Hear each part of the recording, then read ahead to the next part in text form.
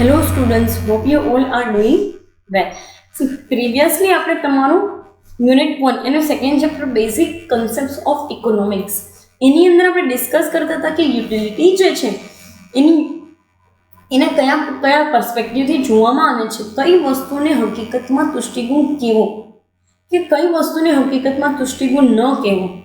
બરાબર, આવી વસ્તુ જે છે એ આપણે ડિસ્કસ કરેલી.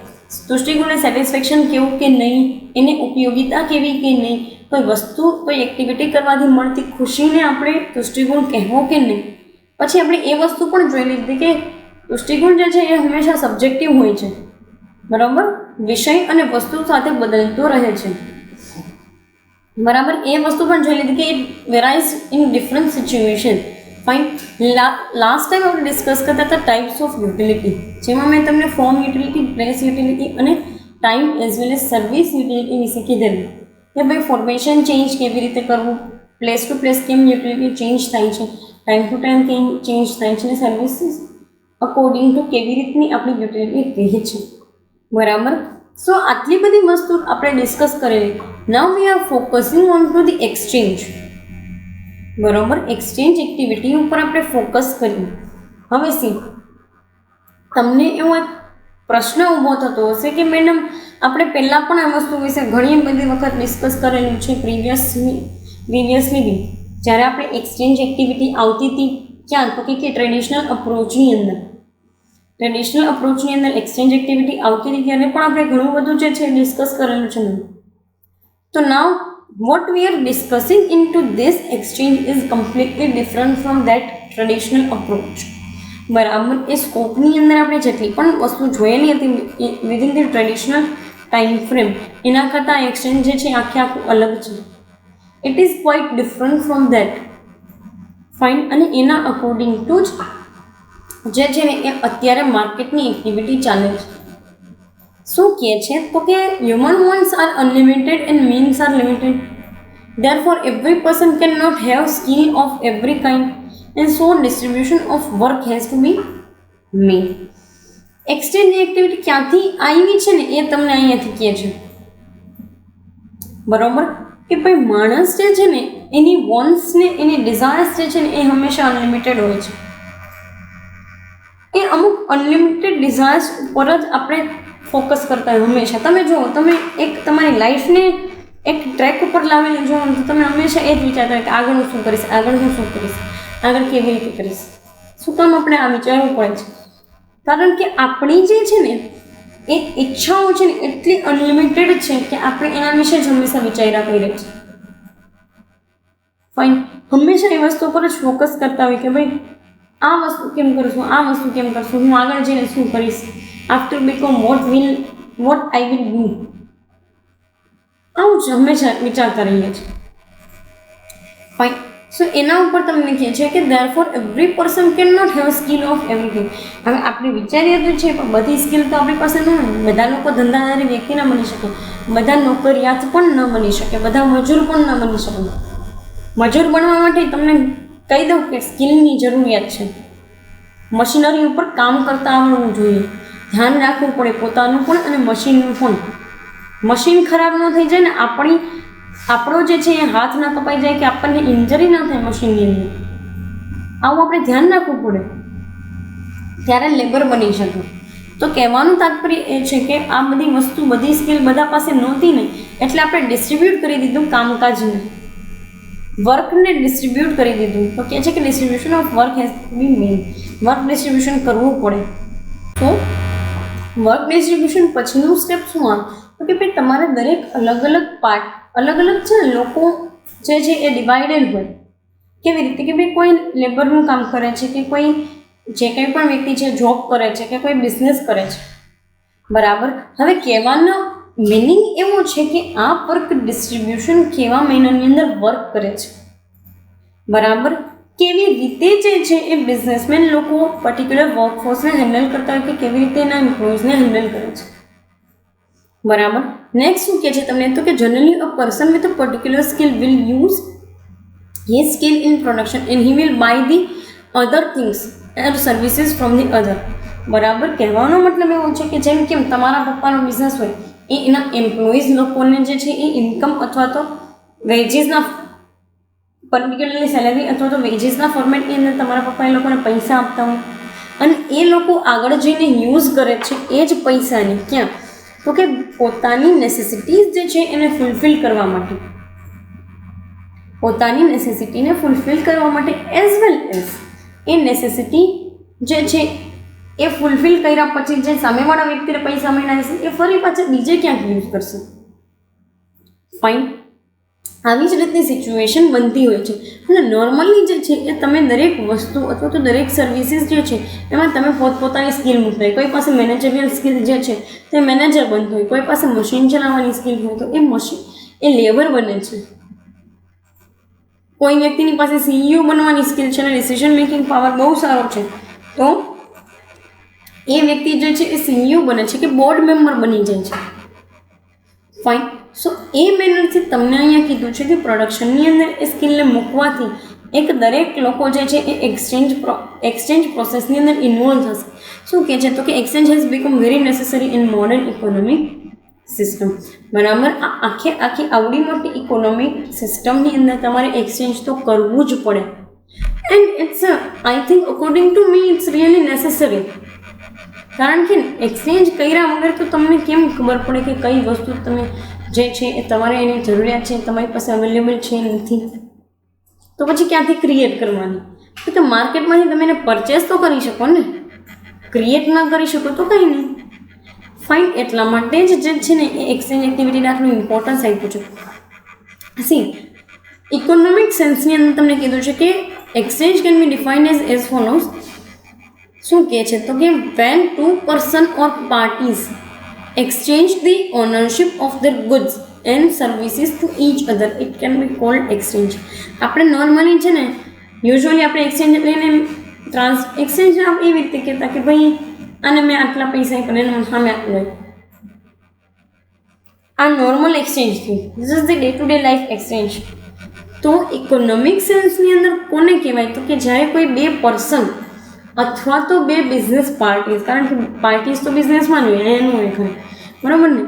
સો કોઈ પણ બે પર્સન અથવા તો બે બિઝનેસ પાર્ટીઝ જે છે એ પોતાની ગુડ્સની ઓનરશિપ અથવા તો સર્વિસીસની ઓનરશિપ ચેન્જ કરે ને એને એક્સચેન્જ કહેવાય. તમે સ્ટેશનરીની દુકાને જાઓ છો, 20 રૂપિયાની ફૂલસ્કેપની બુક જે છે એ લ્યો છો, 20 રૂપિયાની ફૂલસ્કેપ બુક લ્યો છો તો કે હા એ બુક તમે લીધી, હવે ના તમે એને પૈસા આપ્યા, એના એક્સચેન્જમાં એણે તમને બુક આપી. યસ ઓર નો? સર્વિસીસના કેસમાં જઈએ ચલો તો કે ભાઈ તમે રેસ્ટોરન્ટમાં જાઓ છો જમવા માટે, તો સર્વિસીસના પોઈન્ટ ઓફ વ્યૂથી તમે જે કંઈ પણ છે એ વસ્તુ મંગાવી એના માટે તમે પૈસા દેશો. જ્યારે એ લોકોએ તમને કોક્ડ ફૂડ અને એ પણ આખું વિથ ધી પ્લેટર તમને આપેલું છે, તો આ શું થયું તો કે એક્સચેન્જ ઓફ સર્વિસીસ. પૈસાના બદલામાં સર્વિસીસ, એક્સચેન્જ ઓફ ગુડ્સ, પૈસાના બદલામાં ગુડ્સ. બરાબર. So it can be cold as exchange. આ વસ્તુને એક્સચેન્જ કહેવાય છે જ્યાં તમે પૈસાના બદલામાં માલ સામાન લ્યો છો, જ્યાં તમે પૈસાના બદલામાં સર્વિસીસ પણ લ્યો છો. બંને વસ્તુની અંદર એક વસ્તુ તમારે ખાસ અને ખાસ યાદ રાખવાની છે, એ છે કે ownership of their goods. Transfer શું વસ્તુ થાય છે તો કે માલ સામાન અને સર્વિસીસની ઓનરશિપ જ આખી ટ્રાન્સફર થઈ જાય છે. બરાબર.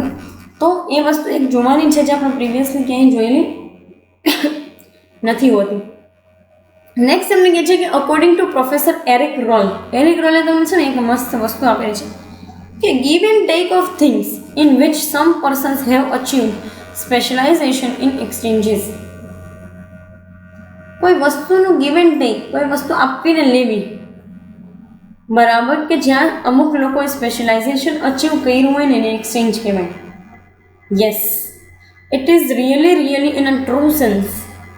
કારણ કે mobile phone, computers, laptops, every electronic gadgets, આ વસ્તુ એક્સચેન્જ કરવા માટે છે ને એ લોકોએ સ્પેશિયલાઇઝેશન ગેઇન કરેલું છે. આ વસ્તુને એ લોકોએ એક્સચેન્જ કરવા માટે with the exchange of money they have created one specialization, or they have created some or the other specialization, and then we are buying it. કેમ મોબાઈલ ઘરે નથી બનાવતા? યુટ્યુબ ઉપર વિડીયો મળે ને તો આપણે મોબાઈલ ઘરે બનાવવા માંડીએ. We are this much talented.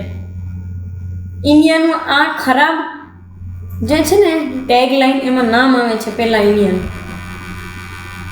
YouTube ઉપર જો વિડીયો અવેલેબલ હોત ને તો યુટ્યુબ ઉપર વિડીયો અવેલેબલ હોત તો ઇન્ડિયાની પબ્લિક વેક્સિન પણ બનાવી લે ઘરે.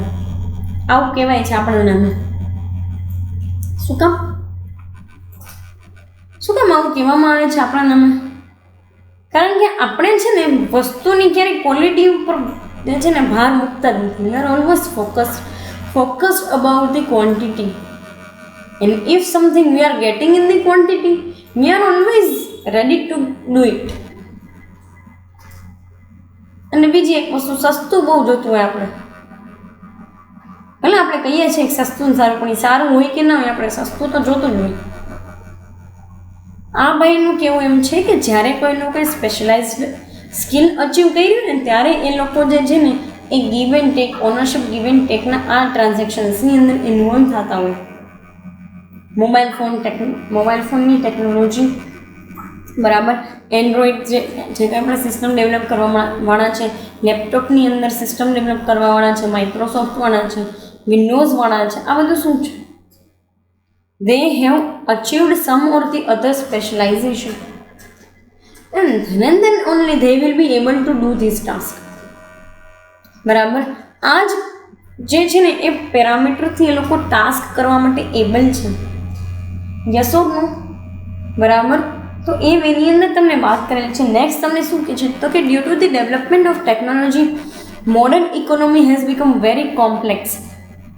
Human wants are increasing day by day, and specialization has become inevitable in the field of production. ભાઈ જો આટલી બધી ટેકનોલોજીકલ એડવાન્સમેન્ટ આવ્યું ને એટલે માણસો જે છે ને પર્ટિક્યુલર કહી શકાય કે જેટલા પણ હ્યુમન બિંગ્સ જે છે એની વોન્ટ્સ જે છે ને વધતી જ જાય દિવસે દિવસે. પહેલાં આવું ટેકનોલોજીકલ એડવાન્સમેન્ટ નહોતું ને એટલે મેં તમને કીધું ને કે લોકો હાથેથી નામું લખતા. હવે તો કેટલા બધા સોફ્ટવેર, કેટલી ટેકનોલોજી. પહેલાં ક્યાંય આવું કનેક્ટ થવાનું હતું નહીં, કનેક્ટ થવાના રિસોર્સિસ નહોતા. Now you can connect from anywhere to anywhere with any person by the use of technology. પહેલાં ટુ વ્હીલર નામની કંઈ વસ્તુ નથી, સાયકલ હતી, ત્યારે લોકોની ઈચ્છાઓ ઓછી હતી. હવે ઈચ્છા અપેક્ષાઓ વધી જાય છે ને, ટુ વ્હીલર્સ આવી ગયા ને, ફોર વ્હીલર્સની, so many things in the market in terms of automobiles. કેટલી બધી વસ્તુ ઓટોમોબાઈલ્સમાં આવી છે.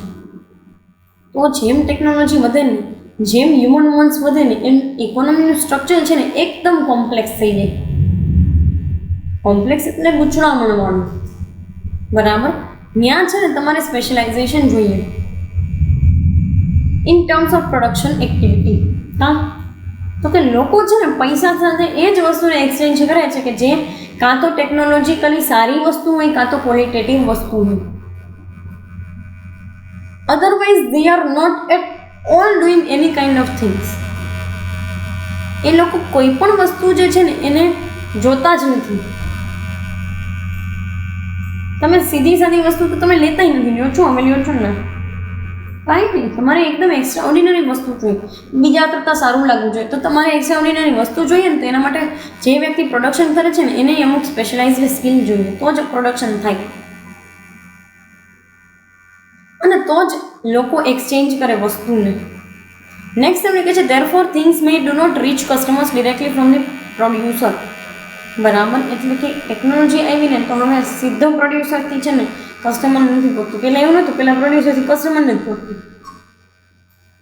સીધું જે વ્યક્તિ બનાવતો હોય ને એ જ વ્યક્તિ કસ્ટમરને ટાર્ગેટ કરે ને એ જ વ્યક્તિ કસ્ટમર સુધી વસ્તુ પહોંચાડે. પણ હવે બનાવવાવાળો અલગ, વેચવાવાળો અલગ, સપ્લાય કરવાવાળો અલગ. You can see this things in the case study name Swiggy and ઝોમેટો. સ્વિગી અને ઝોમેટોની અંદર તમે એ વસ્તુને જોઈ શકો છો. This is the best case study. Fine. At last જે છે કે મોડર્ન ઇકોનોમીની અંદર એક્સચેન્જ ઇમ્પોર્ટન્ટ લિંક થઈ ગયું છે પ્રોડ્યુસર્સ અને કસ્ટમર્સ વચ્ચે. Yes, it is true in sense. આપણે કોઈ વસ્તુ જોઈએ છે ને સપ્લાયર સુધી પહોંચવું છે તો પછી એક્સચેન્જ એક્ટિવિટી છે ને ઇમ્પોર્ટન્ટ બની ગઈ છે. ફાઇન, એ મેનરની અંદર તમને કીધેલું. So this is all about the exchange. Now we are focusing on to the part name firm in industry. પહેલાં હું તમને ફર્મ સમજાવી દઉં છું, ફર્મની અંદર કેવી કેવી વસ્તુઓ હોય છે, પછી આપણે ઇન્ડસ્ટ્રી ઉપર ફોકસ કરશું. ફર્મ એટલે ઇન્ડિવિજ્યુઅલ બિઝનેસની વાત કરેલી છે, બરાબર. ઇન્ડિવિજ્યુઅલ બિઝનેસ કે જે બિઝનેસ અલગ અલગ એક્ટિવિટીઝ જે છે એને અંડરટેક કરે છે અને એને સાથે લઈ જાય છે. યસ ઓર નો? જોઈ લઈએ શું કહે છે. તો કે firm means institution that manages the plant completely. It takes all the decisions regarding production. એ દરેક ડિસિઝન લે છે પ્રોડક્શનને રિગાર્ડિંગ. ફર્મ કોને કહેવાય? તો કે એક એવી ઇન્સ્ટિટ્યુશન કે જે મેનેજ કરે છે બિઝનેસ રિલેટેડ એક્ટિવિટીની કે પછી એક આખા બિઝનેસ પ્લાન રિલેટેડ એક્ટિવિટી, અને દરેક ડિસિઝન મેકિંગ કરે છે with relation to the production. બરાબર, દરેક ડિસિઝન મેકિંગ કરે છે પ્રોડક્શનના રિલેશનમાં. આને ફર્મ કહેવાય, આવું આ લોકો કહે છે. This things known as a firm, એવું આ લોકોનું કહેવું છે.